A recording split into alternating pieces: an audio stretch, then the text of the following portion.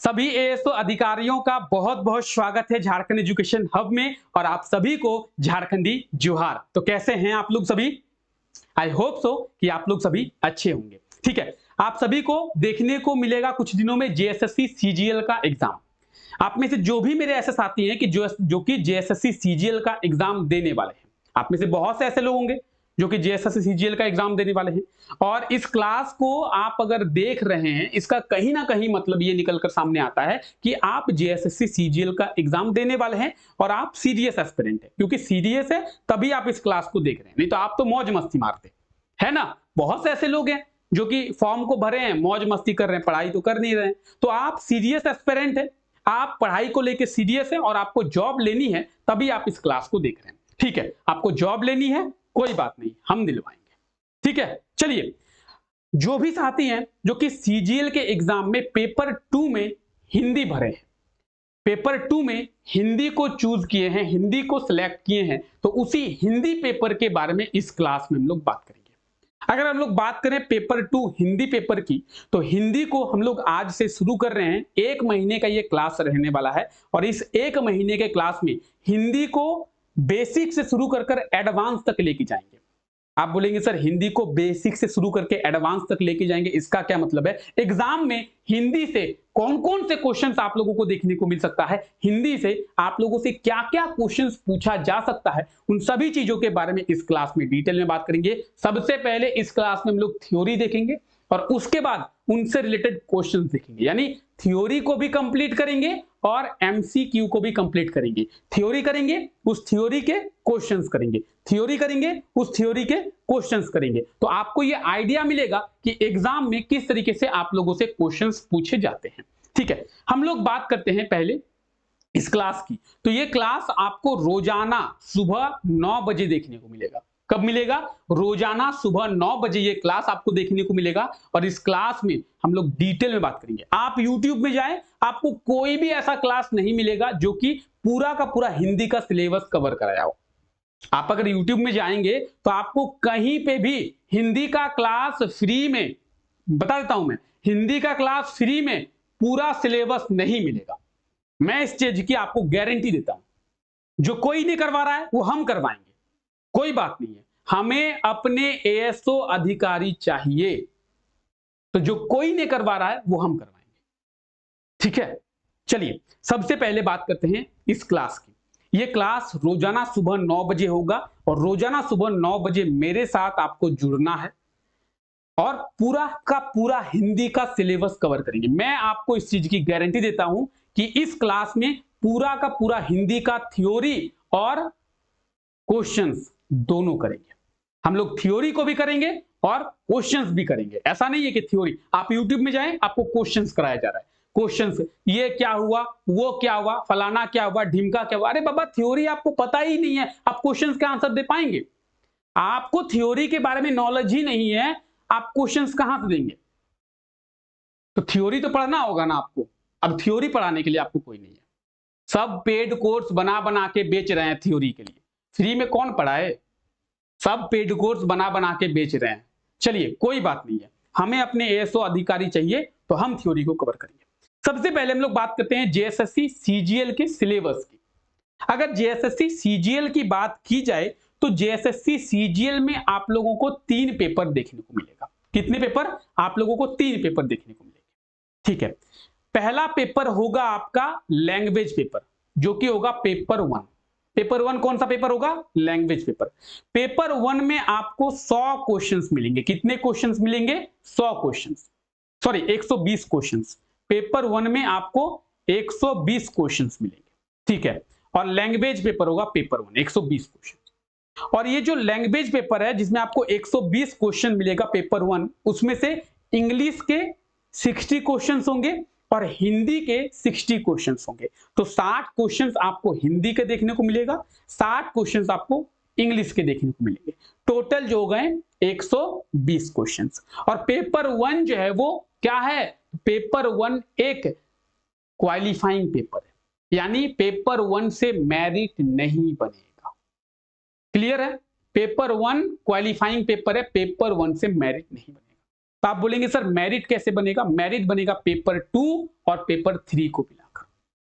और अगर आपके मेरिट में पेपर 2 को इंक्लूड किया जा रहा है, पेपर 2 के मार्क्स इंक्लूड किए जा रहे हैं, तो कहीं ना कहीं पेपर 2 आपके लिए इंपॉर्टेंट है, क्योंकि यही आपको मेरिट बना सकता है। चलिए पेपर 2 के बारे में बात करते हैं।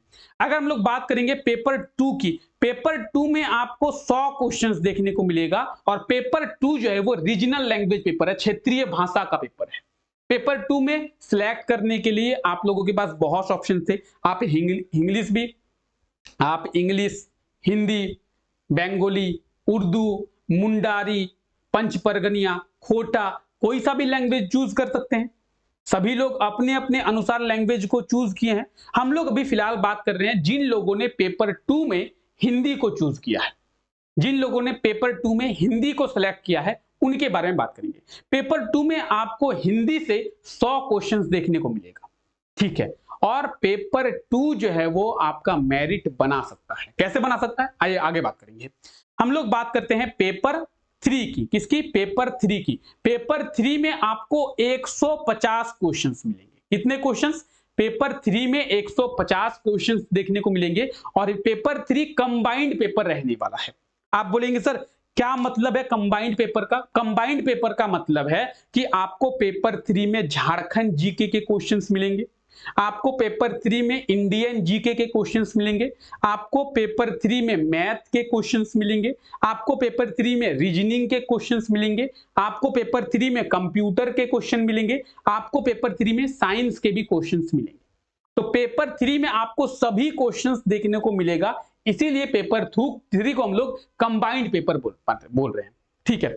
अब जो मेरिट बनेगा, आपका रिजल्ट का जो मेरिट बनेगा वो बनेगा पेपर 2 और पेपर 3 को मिलाकर। किसे मिलाकर? पेपर 2 और पेपर 3 को मिलाकर मेरिट बनेगा। पेपर 1 आपका एक क्वालिफाइंग पेपर है, ठीक है। यहां पे एक और पॉइंट निकल के सामने आता है, क्या कि सर अगर पेपर 1 क्वालिफाइंग पेपर है तो सर उसमें क्वालिफाई करने के लिए हमें कितने मार्क्स चाहिए? आपको मिनिमम टू मिनिमम पेपर 1 में क्वालिफाइंग करने के लिए 40% मार्क्स चाहिए। मिनिमम टू मिनिमम पेपर 1 में क्वालिफाई करने के लिए आपको 40% मार्क्स चाहिए। अगर आप 40% से ज्यादा मार्क्स लेके आते हैं तो आपने पेपर 1 को क्वालिफाई कर लिया। अब जो आपका मेरिट बनेगा वो बनेगा पेपर 2 और पेपर 3 को मिलाकर। अगर पेपर 2 से आपका मेरिट बन रहा है, आपके मेरिट में पेपर 2 के मार्क्स को इंक्लूड किया जा रहा है, तो कहीं ना कहीं पेपर 2 हमारे लिए इंपॉर्टेंट है। आप बोलेंगे हाँ सर, तो आप इसके लिए क्या कर रहे हैं? आपको कोई पढ़ा रहा है क्या? पेपर 2 नहीं पढ़ा रहा है। चलिए हम लोग पेपर 2 के बारे में बात करते हैं। एक बार सिलेबस को देख लें, एक बार पेपर 2 के सिलेबस को देख लें। आइए एक बार पेपर 2 के सिलेबस को देखते हैं, ठीक है। ये आप देख रहे हैं पेपर 2 का पूरा सिलेबस। एक बार मैं थोड़ा सा साइड में आ जाता हूं ताकि आप लोग सिलेबस अच्छे से देख ले। चलिए अब मैं आ गया थोड़ा साइड में। अब हम लोग पेपर 2 में हिंदी के सिलेबस के बारे में डिस्कस करेंगे।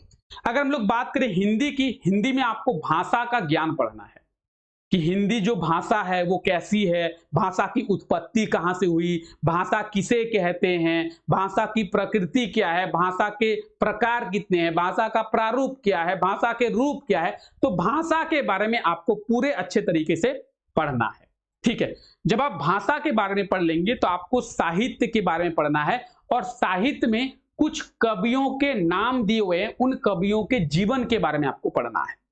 सर किन किन कवियों के बारे में पढ़ना है? आपको विद्यापति, कबीरदास, सूरदास, तुलसीदास, बिहारी, रसखान, भूषण, इन कवियों के बारे में पढ़ना है। सर इतने ही कवि हैं क्या? नहीं, और भी हैं। भारतेंदु हरिश्चंद्र, मैथिली शरण गुप्ता, सूर्यकांत त्रिपाठी, सुमित्रा नंदन पंत, महादेवी वर्मा, जयशंकर प्रसाद, रामधारी सिंह दिनकर, नागार्जुन, सर्वोदयाल सक्सेना, धूमिल, ये कुछ कवि हैं जिनके जीवन के बारे में आपको पढ़ना है। तो इन कवियों के बारे में पढ़ना है। सर इतना ही सिलेबस है क्या? नहीं, और भी है। आगे बात करते हैं उपन्यास। अच्छा, जिन लोगों को सिलेबस नहीं पता है वो लोग सिलेबस को एक बार स्क्रीनशॉट ले लेंगे। जिन लोगों को सिलेबस के बारे में नहीं पता है वो लोग सिलेबस का एक बार स्क्रीनशॉट ले लेंगे, ठीक है। चलिए, क्योंकि सिलेबस का पता होना इंपॉर्टेंट है हमारे लिए।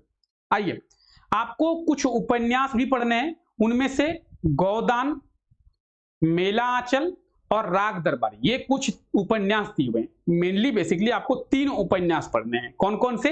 गोदान, मेला आंचल और राग दरबारी, ये 3 उपन्यास आपको पढ़ने हैं। अगर गोदान की बात करेंगे तो प्रेमचंद जी का ये उपन्यास है। अगर मेला आंचल की बात करेंगे फणीश्वर नाथ रेणु, और राग दरबारी श्रीलाल शुक्ल, इनके द्वारा ये लिखा गया है। तो लेखक को भी आप लोग देख सकते हैं। तो आपको 3 उपन्यास पढ़ने हैं। उपन्यास के साथ साथ आपको कहानियां भी पढ़नी है। आपको मधुआ, ठाकुर का कुआं, नीलम देश की राजकन्या, परिंदे, दिल्ली में एक मौत, वापसी, अभिशप्त, मिसपाल, ये कुछ कहानियां दी हुई है। इन कहानियों को भी आपको पढ़ना है, क्योंकि एग्जाम में आप लोगों से सीधे सीधे क्वेश्चन देखने को मिलेगा कि ठाकुर का कुआं कहानी के लेखक कौन है। तो ठाकुर का कुआं कहानी के लेखक कौन है? प्रेमचंद जी। परिंदे कहानी के लेखक कौन है? निर्मल वर्मा। दिल्ली में एक मौत, कमलेश्वर। तो इस तरीके से भी आपको क्वेश्चंस देखने को मिलेंगे। ठीक है, आगे देखते हैं। आपको नाटक भी पढ़ना है। आपने उपन्यास देख लिया, आपने कहानी देख ली, अब आपको नाटक भी पढ़ने हैं। नाटक में आपको पढ़ना है भारत दुर्दशा, ध्रुव स्वामिनी और आधे अधूरे, ये 3 नाटक दिए हुए हैं। इन 3 नाटक के बारे में भी आपको पढ़ना है। ठीक है, आपने नाटक के बारे में जब पढ़ लिया तो आपको कुछ हिंदी साहित्य के इतिहास के बारे में पढ़ना है कि हिंदी साहित्य के इतिहास के बारे में रामचंद्र शुक्ल ने क्या कहा है, और हिंदी साहित्य के इतिहास के बारे में डॉक्टर नागेंद्र जी ने क्या कहा है। तो इन दोनों ने हिंदी साहित्य के इतिहास के बारे में क्या कहा है, उसके बारे में पढ़ना है। ठीक है, हिंदी साहित्य के इतिहास को जब आप पढ़ लिए तो आपको हिंदी का व्याकरण भी पढ़ना है, जिसमें संज्ञा, सर्वनाम, क्रिया, विशेषण, कारक, समास और मुहावरे आते हैं। तो ये पूरा आप हिंदी का सिलेबस देख सकते हैं। ठीक है, तो आप लोग हिंदी का सिलेबस देख लिए। पूरा का पूरा हिंदी का सिलेबस ये रहा, जिसमें आपको कहानी पढ़नी है, जिसमें आपको नाटक पढ़ना है, जिसमें आपको उपन्यास पढ़ना है, जिसमें आपको हिंदी साहित्य का इतिहास पढ़ना है, जिसमें आपको हिंदी का व्याकरण पढ़ना है, जिसमें आपको भाषा पढ़ना है। ठीक है, तो बहुत सारा हिंदी का सिलेबस है। तो हमें इस सिलेबस को कंप्लीट करने में लगभग 1 महीने का समय लगेगा। इस 1 महीने में हम लोग हिंदी के सिलेबस को कवर कर लेंगे। ठीक है, क्लियर? चलिए अब हम लोग क्लास शुरू करते हैं। ठीक है, क्लास शुरू करें। चलिए अब हम लोग क्लास शुरू करते हैं। आइए, सभी लोग तैयार हैं? ठीक है, चलिए क्लास शुरू करेंगे हम लोग एक खूबसूरत से मोटिवेशन लाइन के साथ में। कुछ लाइन के साथ में हम लोग आज के इस क्लास को शुरू करेंगे। तो लाइन कुछ इस प्रकार से है कि एक चींटी जब दाना लेकर चलती है तो चढ़ती दीवार में 100 बार फिसलती है। एक चींटी जब दाना लेकर चलती है तो चढ़ती दीवार में 100 बार फिसलती है। मन का विश्वास रगों में साहस भरता है। उसके मन में जो विश्वास है वही उसके रगों में साहस भरता है कि तुम कर पाएगा। तो मन का विश्वास उसके रगों में साहस भरता है। चढ़ के गिरना, गिरकर चढ़ना उसे नहीं उखरता है। चढ़ के गिरना, गिरकर चढ़ना उसे नहीं अखरता है। आखिर उसकी मेहनत बेकार नहीं होती और कोशिश करने वालों की कभी हार नहीं होती। तो आप भी नहीं हारेंगे अगर आप कंटिन्यू कोशिश कर रहे हैं। 1 बार नहीं हुआ, 2 बार नहीं हुआ, 3 बार नहीं हुआ, अरे कब तक नहीं होगा? कब तक नहीं होगा? ठीक है, तो चलिए इस खूबसूरत मोटिवेशन लाइन के साथ में आज के इस क्लास को शुरू करते हैं। और सबसे पहले लोग भाषा के बारे में देखते हैं। भाषा क्या है? भाषा एक शब्द है।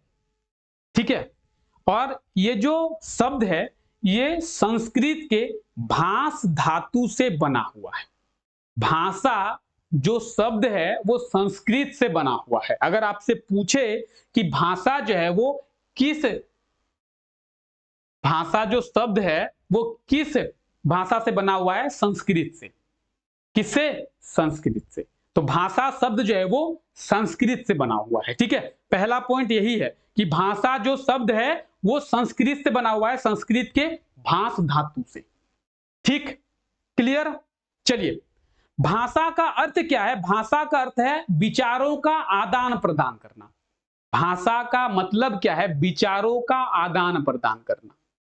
सर, विचारों का आदान प्रदान करना, इसका क्या मतलब है? अरे मेरे मन में कोई बात है, मैं आपको बताना चाहता हूं, मेरे मन में कुछ विचार है, मैं आपको बताना चाहता हूं। कैसे बताऊंगा? भाषा के माध्यम से ही। अगर मैं अभी कुछ बोल रहा हूं और आपको समझ में आ रहा है, तो मैं किसी भाषा का इस्तेमाल कर रहा हूं, तभी आप समझ पा रहे हैं। तो मेरे विचारों को दूसरों तक पहुंचाने के लिए हमें एक माध्यम की आवश्यकता होती है, उसे कहते हैं भाषा। अगर मुझे कुछ कहना है, मुझे कुछ बताना है, मुझे बताना है कि ये एक पेन है, तो मैं आपको कैसे बताऊंगा ये एक पेन है? कुछ बोलूंगा या तो कुछ इशारा करूंगा, उसे भाषा कहते हैं। तो अपने विचारों को दूसरे के पास प्रकट करना, उसे कहते हैं भाषा। ठीक है? तो विचारों का आदान प्रदान करना हम लोग कैसे करते हैं? विचारों का आदान प्रदान भाषा से। आप बोलेंगे सर कैसे? अभी जो मैं बोल रहा हूं वो कौन सी भाषा है? हिंदी भाषा है। आपको हिंदी भाषा आती है तभी समझ में आ रही है। अभी मैं मराठी बोलूंगा और आपको मराठी आती नहीं है, तो आप समझ पाएंगे क्या? नहीं।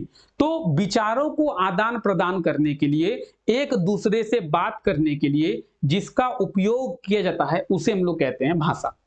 सभी लोगों की अलग अलग भाषाएं होती है। कोई बांग्ला भाषा का उपयोग करता है, कोई हिंदी भाषा का उपयोग करता है, कोई अंग्रेजी भाषा का उपयोग करता है, कोई गुजराती भाषा का उपयोग करता है, कोई मराठी भाषा का उपयोग करता है, कोई मुंडारी भाषा का उपयोग करता है। तो सभी लोगों की अपनी अपनी अलग अलग भाषा है ना? सभी लोगों की अपनी अपनी अलग भाषा है। ठीक है? तो भाषा का मतलब क्या है? भाषा का अर्थ क्या है? विचारों का आदान प्रदान करना। ठीक है? डॉक्टर बाबूराम सक्सेना जी के अनुसार किसी व्यक्ति के मन में जो विचार उत्पन्न हुआ है, उसे दूसरे व्यक्ति के साथ जिस माध्यम से साझा किया जाए, उसे भाषा कहते हैं। यही तो मेरे द्वारा आपको भी समझाया गया। भाषा का मतलब क्या है? किसी व्यक्ति के मन में जो विचार उत्पन्न हुआ है, उसे दूसरे व्यक्ति के साथ जिस माध्यम से शेयर किया जाए, जिस माध्यम से साझा किया जाए, उसे ही भाषा कहते हैं। ठीक है? मेरे द्वारा भी आपको अभी यही कहा गया कि मेरे मन में कोई विचार आ रहा है, मैं अगर आपको समझा पा रहा हूं तो किससे? भाषा से। ठीक है? भाषा की प्रकृति क्या है? तो भाषा के अपने आंतरिक गुण या स्वभाव को भाषा की प्रकृति कहते हैं।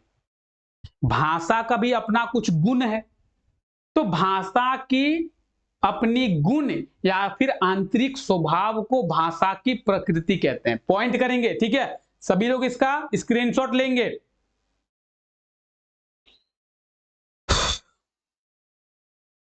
भाषा समझ में आ गया? ठीक है, हम लोग बात करते हैं भाषा के प्रकार कितने हैं। भाषा के कितने प्रकार हैं? भाषा के दो प्रकार हैं। कितने प्रकार हैं? भाषा के दो प्रकार हैं। क्या क्या? कथित भाषा और लिखित भाषा। कथित भाषा, लिखित भाषा। ठीक है? कथित भाषा क्या है? जिसे कहकर समझाया जाए, जिसे बोलकर समझाया जाए, वो कथित भाषा है। जैसे मैं अभी आपको बोलकर समझा रहा हूं, तो ये कौन सी भाषा हुई? कथित भाषा। भाषा दो प्रकार की है, एक हुआ कथित भाषा, दूसरा हुआ लिखित भाषा। कथित भाषा, लिखित भाषा। ठीक है? कथित भाषा क्या है? जिसे बोलकर समझाया जाए। अच्छा, लिखित भाषा क्या है? जिसे लिख कर समझाया जाए। लिखित भाषा जिसे लिख कर समझाया जाए। अभी जो लिखा हुआ है, ये कौन सी भाषा है? ये लिखित भाषा है। मैं जो बोल रहा हूं, वो कौन सी भाषा है? कथित भाषा है। तो अपने से रिलेट करके चलना है, अपने से खुद पर रिलेट करने चल रहा है कि मैं जो आपको बोल रहा हूं वो कौन सी भाषा है? कथित भाषा। अब ये जो लिखा हुआ है और लिख कर आपको समझाया जा रहा है, ये कौन सी भाषा है? लिखित भाषा। आप जो नोट्स बना रहे हैं, किस लिए बना रहे हैं? कि बाद में आपको समझ में आए। कैसे समझ में आएगा? आपने लिखा है। कौन सी भाषा? लिखित भाषा। ठीक है? तो भाषा दो प्रकार के होते हैं।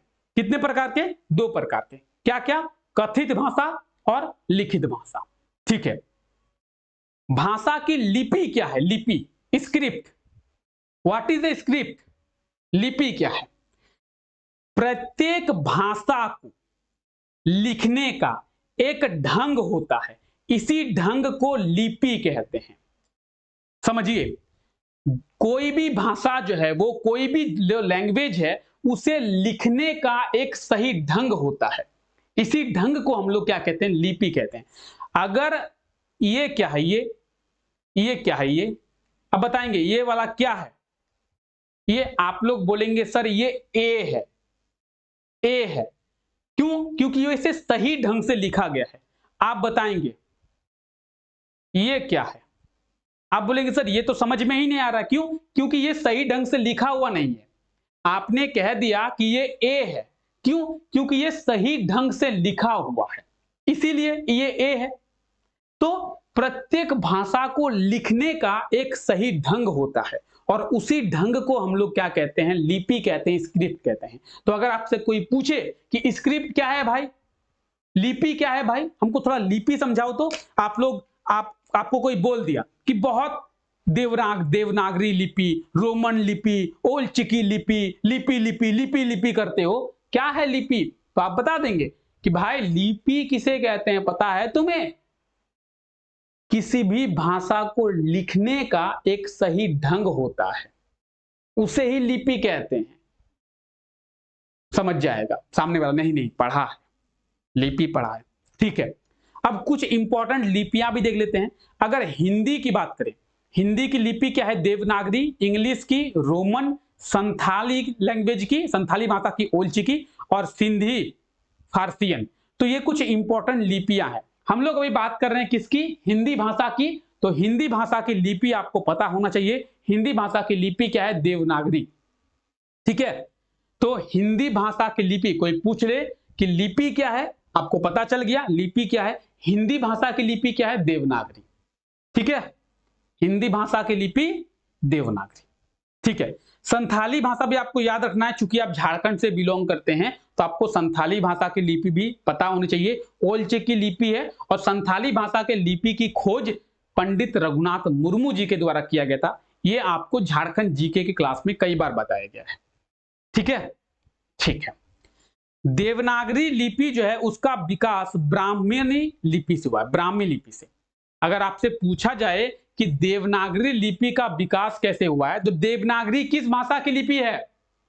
देवनागरी जो है वो हिंदी भाषा की लिपि है, और देवनागरी लिपि का विकास ब्राह्मी लिपि से। अच्छा, ब्राह्मी लिपि कहां पे? आप जब इतिहास पढ़ेंगे तो इतिहास में जिस लिपि का उपयोग किया जाता था वो है ब्राह्मी लिपि। इतिहास में तो हिंदी भाषा नहीं था, इतिहास में तो इंग्लिश लैंग्वेज नहीं था। तो इतिहास में लिखने के लिए जिस भाषा का उपयोग करता था, या फिर जिस लिपि का उपयोग किया जाता था, उसे कहते हैं ब्राह्मी लिपि। तो देवनागरी लिपि का जो विकास है, देवनागरी लिपि की जो उत्पन्न है, वो ब्राह्मी लिपि से ही हुआ है, ठीक है।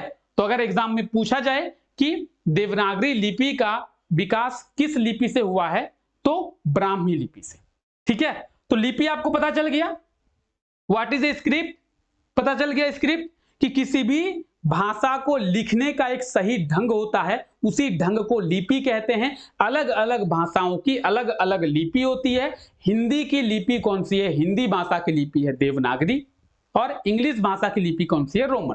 तो आपको ये एग्जाम्पल भी दे देना है, ठीक है। देवनागरी लिपि का जो विकास है वो ब्राह्मणी लिपि से हुआ है, ब्राह्मी लिपि से, ठीक है। क्लियर? क्लियर है? ठीक है, चलिए आगे बढ़ते हैं हम लोग। भाषा के रूप के बारे में समझते हैं। क्या समझते हैं? भाषा के रूप के बारे में। भाषा के कितने रूप हैं? भाषा के 3 रूप हैं। कितने रूप है? 3 रूप है। बोली, भाषा, मानक भाषा। भाषा के रूप कितने हैं? भाषा के 3 रूप है, आप लोग देख सकते हैं, ठीक है। अब ये तीनों रूप क्या क्या है आइए समझते हैं। अगर बोली की बात करें, बोली की क्या है? बोली जिसकी कोई लिपि ना हो और उसे बोलकर व्यक्त किया जाए। जिसकी कोई लिपि ना हो और उसे बोलकर व्यक्त किया जाए, वो है बोली। अभी लिपि किसे कहा गया? लिखने का सही ढंग। अरे बोलने का तो कुछ भी बोल देंगे। ए ए मैंने क्या कहा? ए को आप इंग्लिश में ए लिख सकते हैं, ए को आप हिंदी में भी लिख सकते हैं, हिंदी में भी ए होता है। ए तो उर्दू में भी होता है, ए तो मराठी में भी होता है, संथाली में भी होता है। तो ए जो मैंने आपको बोला बी, बी मैंने आपको क्या बोला, बी, बी आप इंग्लिश में लिख सकते हैं। आप बोलेंगे हाँ सर।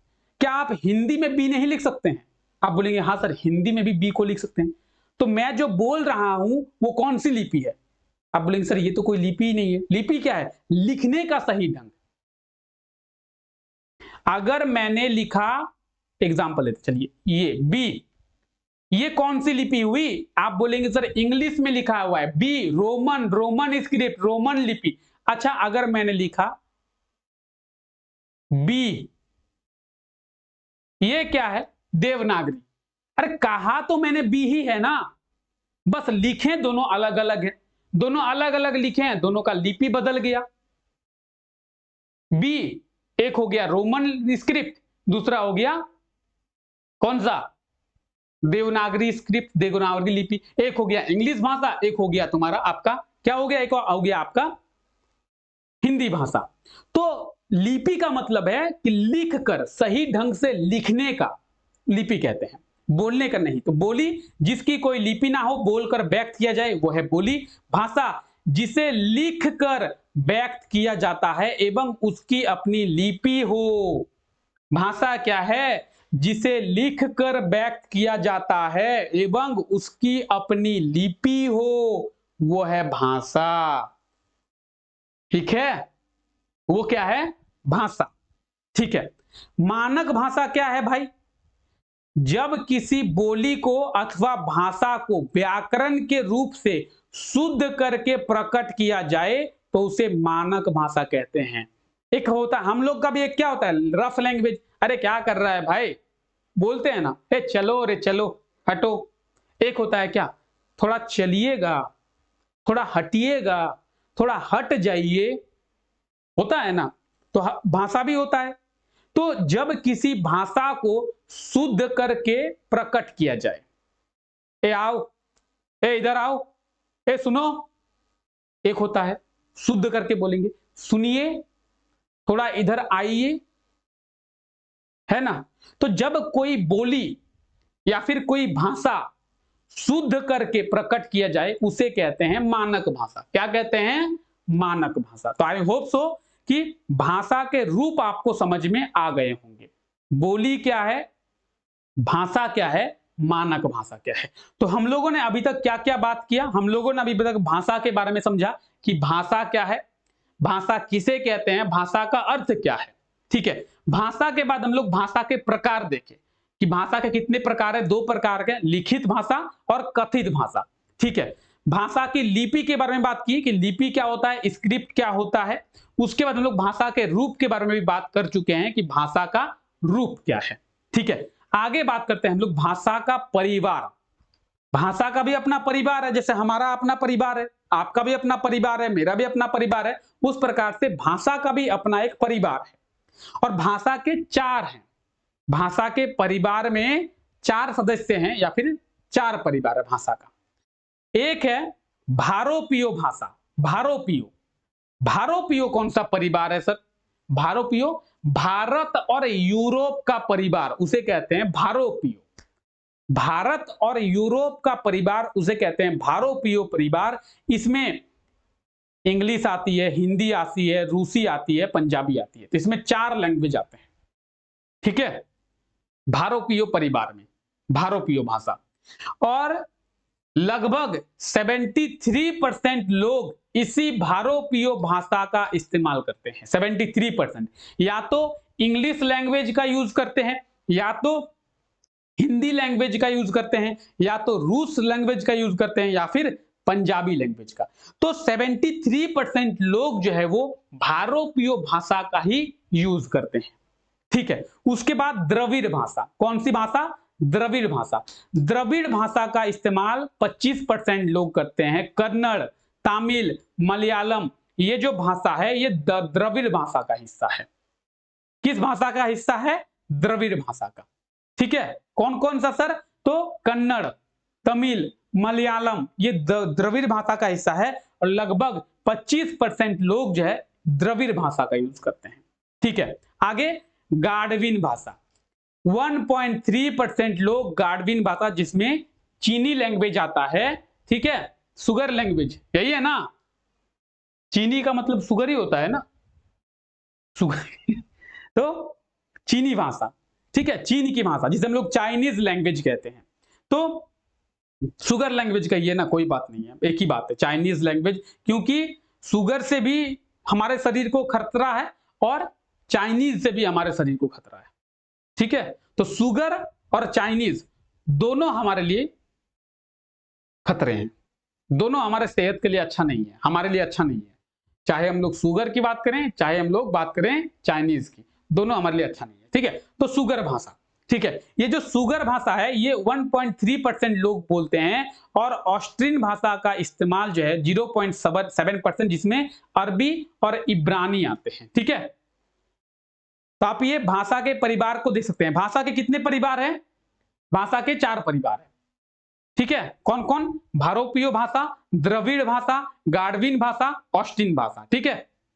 अच्छा, अगर आपसे पूछा जाए कि निम्न में से किस भाषा का उपयोग सबसे ज्यादा किया जाता है, तो क्या होगा सही आंसर? भारोपीय भाषा। भारोपीय भाषा का ही इस्तेमाल सबसे ज्यादा 73% लोग करते हैं, ठीक है? क्लियर है? यहां तक क्लियर है? भारोपीय भाषा स्क्रीनशॉट ले लेंगे सभी लोग, एक बार सभी लोग एक बार स्क्रीनशॉट ले लें। चलिए आगे बढ़ते हैं, हम लोग भाषा के परिवार देख सकते हैं। अब हम लोग बात करते हैं संविधान में भाषाएं। भारतीय संविधान में भाषाओं का उल्लेख है क्या? हाँ जी, भारतीय संविधान में भाषाओं का उल्लेख है। तो आइए भारतीय संविधान के बारे में पढ़ते हैं। देखिए, आप सभी को पता होगा कि 26 जनवरी 1950 में भारतीय संविधान को लागू किया गया था। हमारा देश आजाद हुआ था 15 अगस्त 1947 में। 15 अगस्त 1947 में हमारा देश आजाद हुआ था और 26 जनवरी 1950 में हमारे भारतीय संविधान को लागू किया गया था, ठीक है? अगर आप पॉलिटी पढ़े होंगे, इंडियन पॉलिटी, तो इंडियन पॉलिटी में आप भारतीय संविधान के बारे में पढ़ेंगे। भारतीय संविधान के बारे में आप जब पढ़ेंगे तो आपको अपने ये भी पढ़ा होगा कि भारतीय संविधान को बनने में लगभग 2 साल 11 महीने और 18 दिन का वक्त लगा था, ठीक है? भारतीय संविधान को बनने में लगभग 2 साल 11 महीने और 18 दिन का वक्त लगा था, ठीक है? 26 नवंबर 1949 को भारतीय संविधान को क्या किया गया था? स्वीकार किया गया था, ठीक है? 26 नवंबर 1949 को भारतीय संविधान जो है वो स्वीकार कर लिया गया था, यानी बनकर तैयार हो गया था। और फाइनली 26 जनवरी 1950 को भारतीय संविधान को लागू किया गया। इसीलिए 26 जनवरी को हम लोग रिपब्लिक डे मनाते हैं, क्योंकि 26 जनवरी 1950 को ही भारत एक रिपब्लिकन कंट्री बना था, ठीक है? गणतंत्र राज्य। भारत 26 जनवरी 1950 को गणतंत्र राज्य बना था, ठीक है? हम लोग बात करते हैं भारतीय संविधान की। तो भारतीय संविधान को जब लागू किया गया था तब भारतीय संविधान में 14 भाषाएं थी और भारतीय संविधान की 8वीं अनुसूची में इन 14 भाषाओं का उल्लेख जो है वो किया गया है, ठीक है?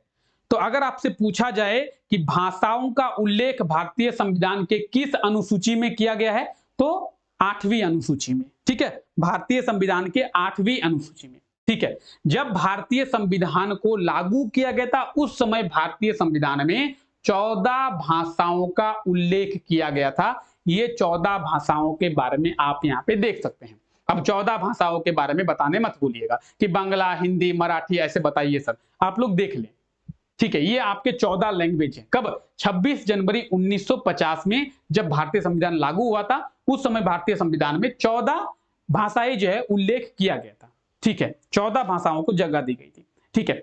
उसके बाद धीरे धीरे जैसे हमें समझ में आया कि हमें और भाषाएं ऐड करनी चाहिए, तो हमने धीरे धीरे करके और भी भाषाएं ऐड की है और टोटल 8 भाषाओं को बाद में ऐड किया गया। भारतीय संविधान में टोटल 8 भाषाएं बाद में ऐड की गई। यानी पहले 14 भाषाएं थी, बाद में 8 भाषाएं ऐड हुई, तो टोटल कितनी भाषा हुई? 22 भाषा। आज के टाइम पे भारतीय संविधान में 22 भाषाओं का उल्लेख किया गया है। और कौन से अनुसूची में? 8वीं अनुसूची में, आपको याद रखना है। तो आप यहां पे देख सकते हैं कि संविधान संशोधन के बाद में, संविधान संशोधन करके बाद में 8 भाषाओं को जोड़ा गया है। वर्तमान में भारतीय संविधान में 22 भाषाएं हैं। पहले 14 भाषाएं थी, बाद में 8 भाषाओं को जोड़ा गया। टोटल कितने हो गए? 22 भाषा। कौन से अनुसूची में? कौन से शेड्यूल में? तो 8वीं अनुसूची में। ठीक है, चलिए शेड्यूल के बारे में आप लोग याद रखें, 8 शेड्यूल। ठीक है, 21वां संविधान संशोधन जब हुआ 1967 को, उस समय सिंधी भाषा को जोड़ा गया। 71वां संविधान संशोधन जब हुआ उस समय 3 भाषाएं जोड़ी गई, कोंकणी, मणिपुरी और नेपाली। कोंकणी, मणिपुरी और नेपाली। 92वां संविधान संशोधन, इसमें 4 भाषाएं जोड़ी गई, संथाली, मैथिली, डोंगरी, बेड़ो। ठीक है, तो आप देख सकते हैं, अगर आपसे पूछा जाए किस संविधान संशोधन में सबसे ज्यादा भाषाओं को जोड़ा गया, तो 92वां संविधान संशोधन में सबसे ज्यादा भाषाएं जो है वो जोड़ी गई। ठीक है, क्लियर? चलिए, जितने भी लोग स्क्रीनशॉट लेना चाहते हैं स्क्रीनशॉट ले लें एक बार। ठीक है, सभी लोग स्क्रीनशॉट ले लेंगे।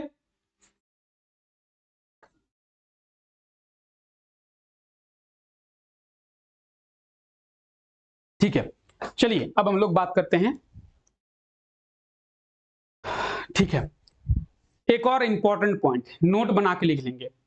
हिंदी भारत की राष्ट्रभाषा नहीं है, बल्कि राजभाषा है। नोट बना के लिखेंगे, हिंदी जो है वो भारत की राष्ट्रभाषा नहीं है, राजभाषा है। अब आप लोग बोलेंगे कि सर राजभाषा और राष्ट्रभाषा में क्या डिफरेंस है, क्या अंतर है सर राष्ट्रभाषा में और राजभाषा में? देखिए, जिस देश में सभी लोग जिस भाषा का इस्तेमाल करें उसे कहते हैं राष्ट्रभाषा। किसी देश में अगर सभी लोग एक लैंग्वेज का, एक भाषा का इस्तेमाल करें उसे कहते हैं राष्ट्रभाषा।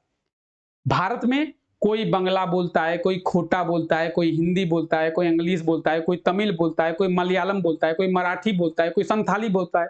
तो भारत का कोई राष्ट्रभाषा नहीं है।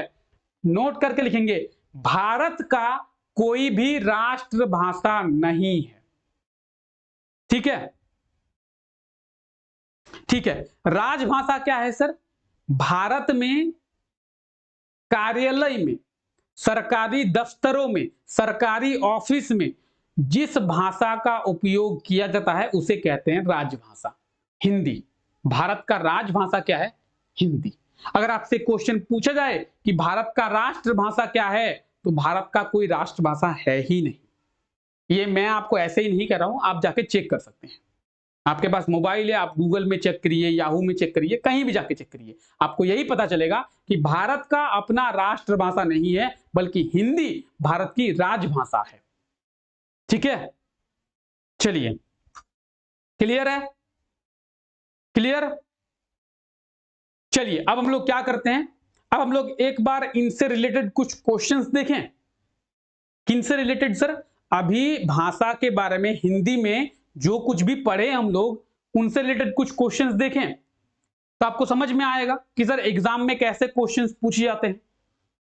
क्वेश्चंस देखें, सभी लोग कमेंट करेंगे तभी क्वेश्चंस को देखेंगे, या फिर क्लास को स्किप कर देंगे, यहां पे क्लास को यहां पे बंद कर देंगे, आज के लिए काफी है। सभी लोग अगर कमेंट करेंगे तभी आगे हम लोग क्वेश्चंस को बात करेंगे, तो आपको पता चलेगा, ओवरव्यू मिलेगा कि एग्जाम में किस प्रकार से क्वेश्चंस पूछे जाते हैं। चलिए देखते हैं। पहला क्वेश्चन है, हिंदी शब्द की उत्पत्ति किस भाषा से हुई है? हिंदी जो शब्द है उसकी उत्पत्ति किस भाषा से हुई है? तो आपको बताया गया कि इसका सही आंसर क्या होगा? संस्कृत। संस्कृत के भांस शब्द से ही हिंदी की उत्पत्ति हुई है। तो सही आंसर क्या होगा? Option A. हिंदी जो शब्द है उसका उत्पत्ति किस भाषा से हुई है? संस्कृत से। ठीक है, चलिए आगे बात करते हैं। भाषा कितने प्रकार के हैं बताएंगे? सभी लोग कमेंट करके बताएंगे भाषा कितने प्रकार के हैं। ऑप्शन ए एक प्रकार का भाषा है, 2 प्रकार के, 3 प्रकार के, 4 प्रकार के। भाषा कितने प्रकार के हैं जल्दी से सभी लोग बताएंगे। अगर भाषा की बात करें तो भाषा 2 प्रकार के अभी आपको बताया गया, कथित भाषा और लिखित भाषा। Option B. भाषा कितने प्रकार के हैं? 2 प्रकार के। क्या क्या? कथित भाषा और लिखित भाषा। तो इसी प्रकार से एग्जाम में आप लोगों को क्वेश्चंस देखने को मिलेंगे। अगला क्वेश्चन है, प्रत्येक भाषा को लिखने का एक सही ढंग होता है, इस ढंग को क्या कहते हैं? प्रत्येक भाषा को लिखने का एक सही ढंग होता है, उस ढंग को क्या कहते हैं बताएंगे?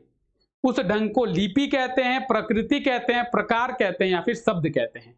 तो प्रत्येक भाषा को लिखने का एक सही ढंग होता है और उसी ढंग को हम लोग लिपि कहते हैं। क्या कहते हैं? लिपि। हिंदी भाषा की लिपि क्या है? देवनागरी। ठीक है, ऑप्शन ए बिल्कुल सही आंसर हो जाएगा। आइए आगे बात करते हैं हम लोग, हिंदी भाषा की लिपि क्या है?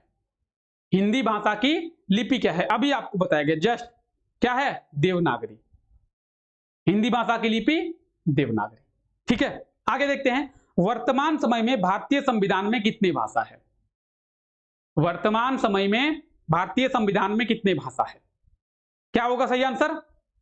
सही आंसर हो जाएगा 22 भाषा। कितने भाषा? 22 भाषा। हम लोग देखे थे जब भारतीय संविधान को लागू किया गया था 26 जनवरी 1950 को, तब भारतीय संविधान में 14 भाषाएं थी। बाद में संविधान संशोधन करके 8 भाषाओं को जोड़ा गया। तो अभी भारतीय संविधान में कितनी भाषाएं हैं? 22 भाषा। इसका उल्लेख कहां है? 8वीं अनुसूची में, 8th शेड्यूल में।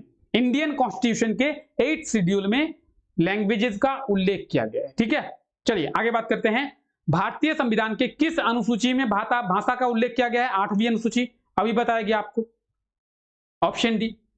भारतीय संविधान के किस अनुसूची में? 8वीं अनुसूची में। भारत की राष्ट्रभाषा कौन सी है बताएंगे सभी लोग? बहुत इंपॉर्टेंट क्वेश्चन, बहुत ज्यादा। भारत की राष्ट्रभाषा कौन सी है? बहुत इंपॉर्टेंट। भारत की राष्ट्रभाषा कौन सी है? अभी बताया गया आपको थोड़ी देर पहले कि भारत की राष्ट्रभाषा कौन सी है। क्या होगा सही आंसर? हिंदी। हिंदी होगा ना सही आंसर? ऑप्शन डी सही आंसर। क्या होगा? Option D. भारत की कोई राष्ट्रभाषा है ही नहीं, भारत की राजभाषा है, और भारत की राजभाषा है हिंदी, लेकिन भारत का राष्ट्रभाषा है ही नहीं। आप लोग चिंता ना करें, आगे हम लोग राजभाषा और राष्ट्रभाषा में क्या अंतर है उसके बारे में भी पढ़ेंगे। ठीक है, तो फिलहाल आपको याद रखना है कि भारत का कोई राष्ट्रभाषा नहीं है। ठीक है, तो बताएंगे कैसा लगा क्लास? आज आपका पहला क्लास था। एक बार कमेंट करके जरूर बताएं कि पहला क्लास आपको कैसा लगा। क्या आपको हिंदी को समझने में कोई कठिनाई हुई? जिस प्रकार से लोगों के द्वारा बताया जाता है हिंदी बहुत कठिन है, हिंदी बहुत हार्ड है, हिंदी समझ में ही नहीं आता है, क्या आपको ऐसा लगा? इस क्लास को करते टाइम एक पल भी आपको ऐसा लगा कि हिंदी बहुत हार्ड है? नहीं सर, हमें समझ में नहीं आ रहा है।